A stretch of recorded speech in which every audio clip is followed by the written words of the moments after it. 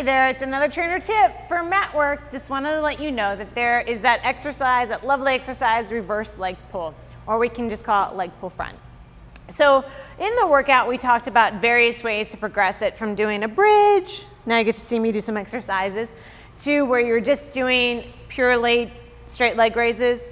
All those are great ways to progress the exercise. Some things we just wanted to highlight, if it wasn't so much done in the video, was the fact that there's a lot of compensations that can happen.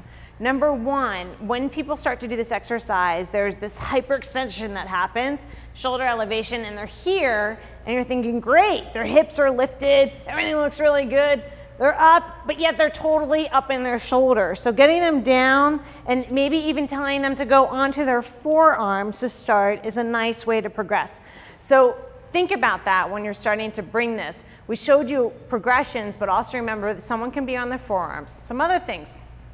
As soon as you go into that position where you're here and you start to lift a leg, you start to either see the buttocks drop. So I'm not having to do anything with my hip.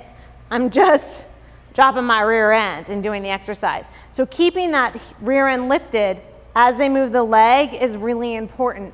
So that's another cue that you might do. If you're working one-on-one, I've done this where I've had a small kind of foamy ball and I put it underneath their rear so they have a kind of like a tactile cue, and I say stay away from the ball. That's one way you can do it. So now if they have the exercise movement down, where do we go from here? Well, glide board can be open. Let's pray that I don't go flying and talking. So if you're here, glide board can be open, and all of a sudden they have to control that instability end. So it's here, and now they can move.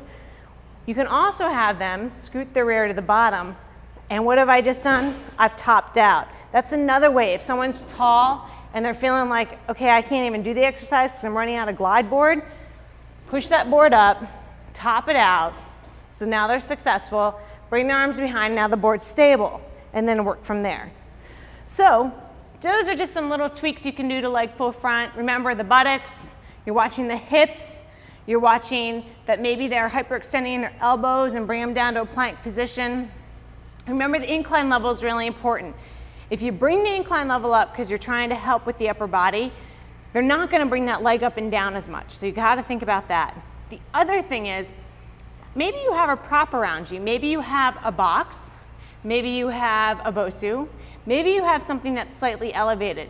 Sometimes what helps people is that if they're doing this exercise, you can always put their feet on top of that, whether you want to add a control factor or whether you just want to assist them in coming up and lifting the rear end up.